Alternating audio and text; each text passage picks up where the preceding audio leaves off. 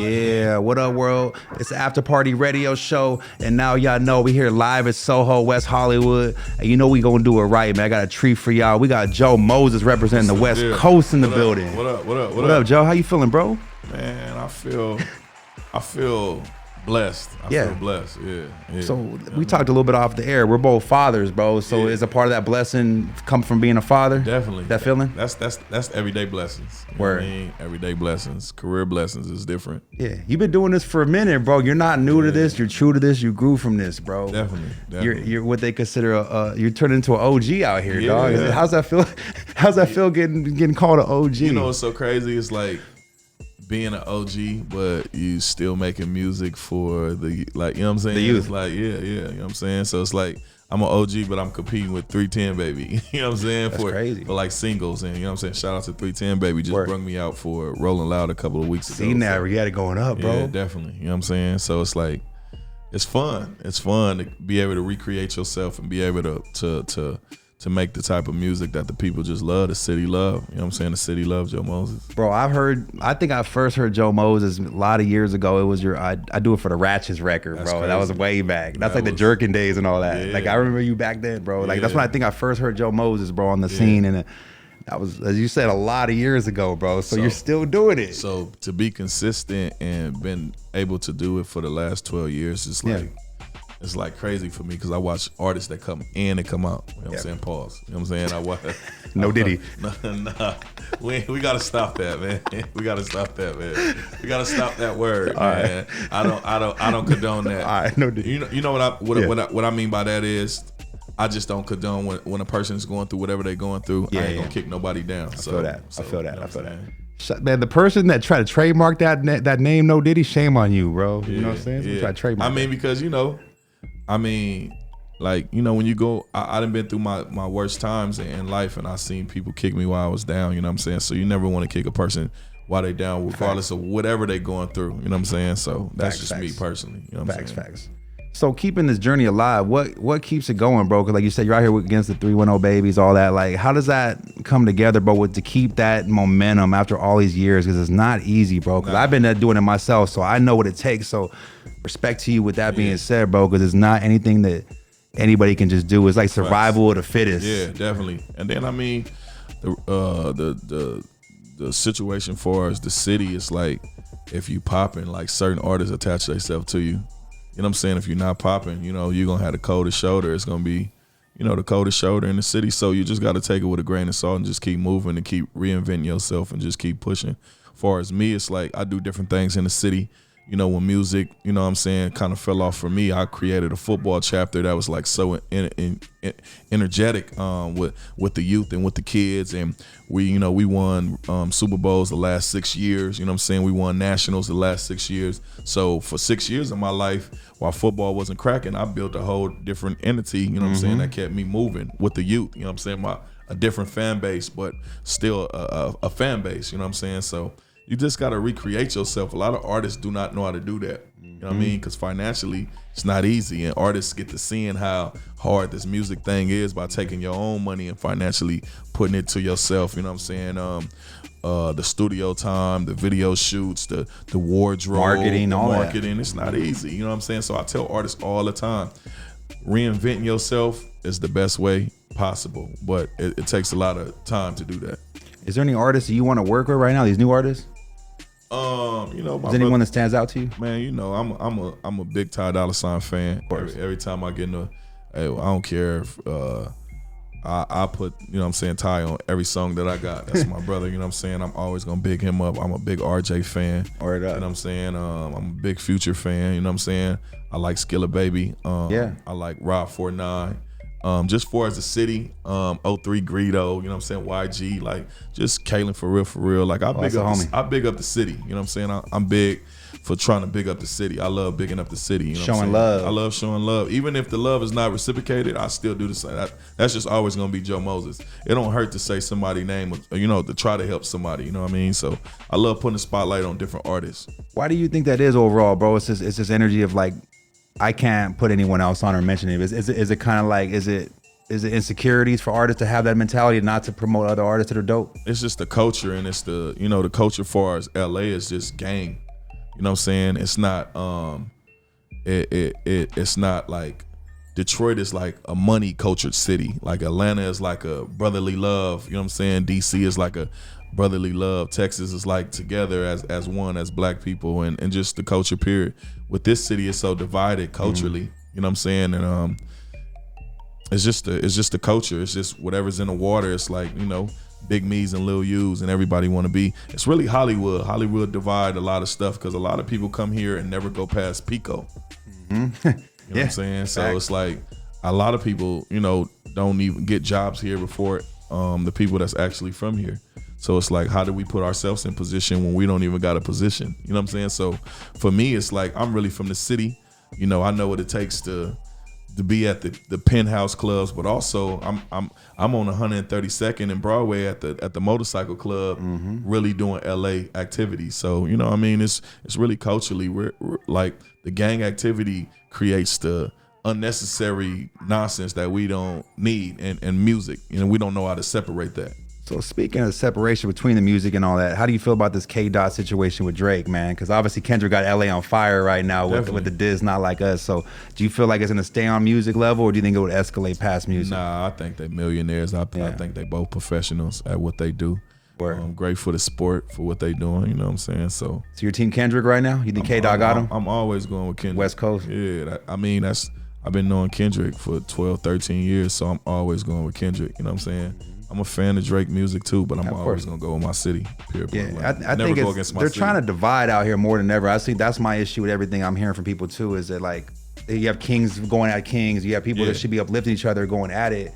If it's not that, it's this Diddy separation with the Diddy stuff, whatever it is. Like we need more unity than divide. I think people don't really be seeing a bigger picture of what's really be going on. I think.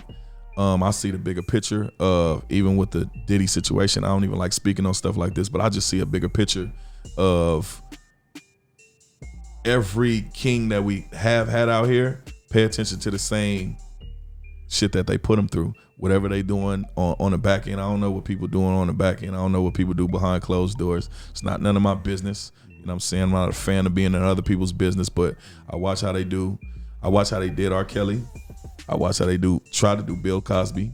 I watch what they trying to do to Meek Mills right now. Yeah. You know what I'm saying? It's somebody pushing those and pushing the narrative so you can shut down all the people that's doing whatever they doing. You know what I'm saying? So, you know, for me, it's just like, it's not none of my business, but I definitely ain't laughing towards nobody else's downfall either. It's not my, you know what I'm saying?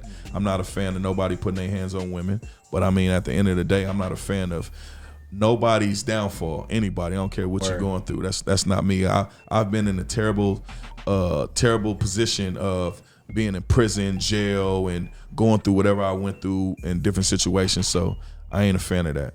I don't laugh when I see the memes.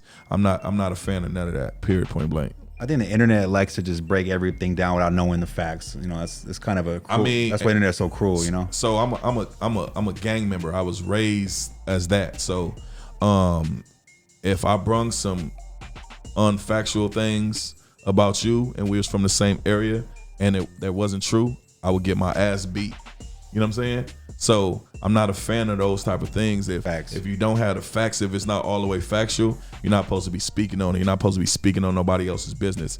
If I done that in my area and they brung me up on charges, I would get my ass beat. And three or four people will take me in the backyard, they'll fuck me up. So the same thing works with me in rap music. Like, I'm not a fan of certain shit that be going on with people. Like, in-house business is in-house business. So however anybody go through their in-house, that's how they go through it.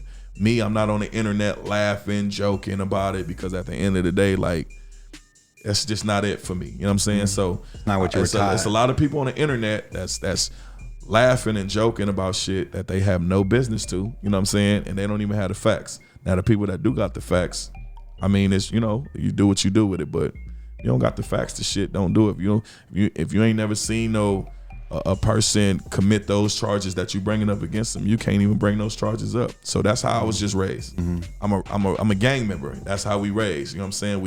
We raised with that mentality to know that, like, you know, can't come to the hood with no, oh, he a snitch and he ain't no snitch, and then he got the the objective to do anything to you. Yeah. So even in the industry, I keep that type of mentality because you never know.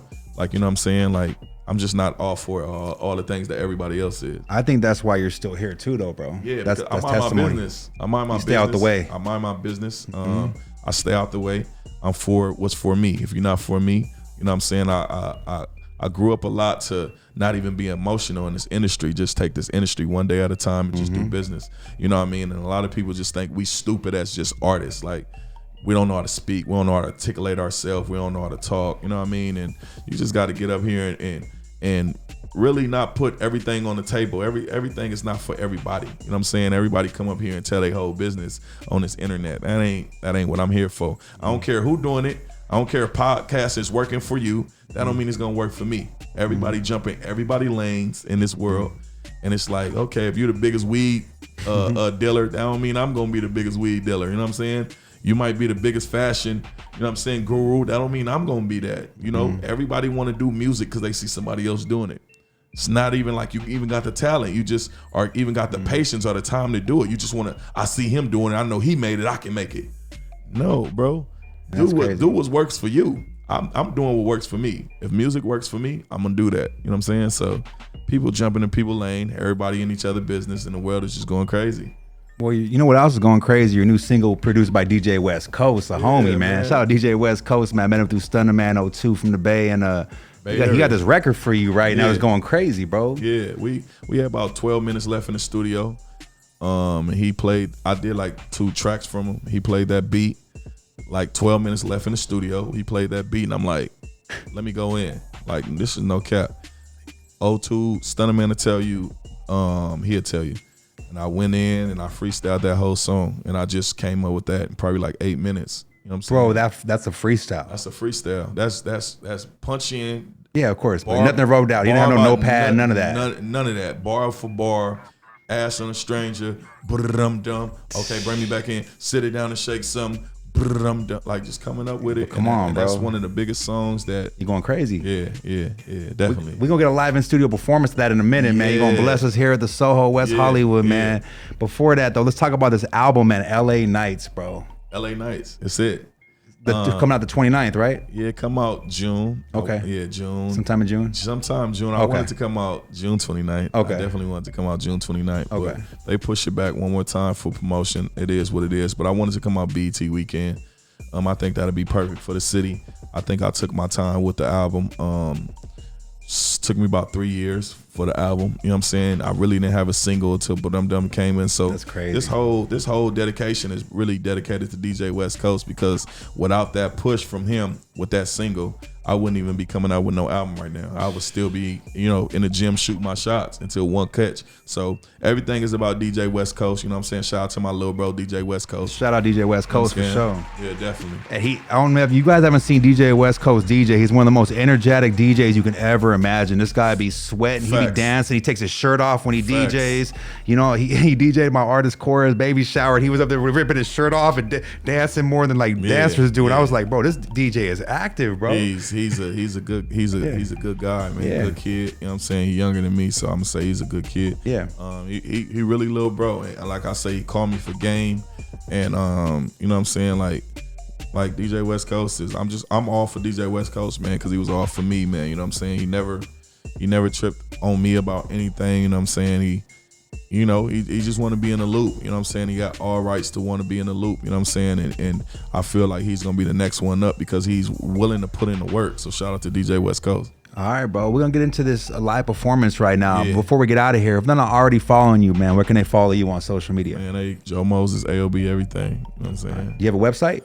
www.coty.com. You can go get my gear, my new clothing line, everything, my shoes, everything. So yeah. That's love, man. It's an after party radio show. Be right back. Yeah. Joe Moses, baby. Hello. Cause I'm at the after party. Yeah, I'm hanging with the Frenzee. You already know what it is. Your boy Joe Moses, man. Shout out to After Party.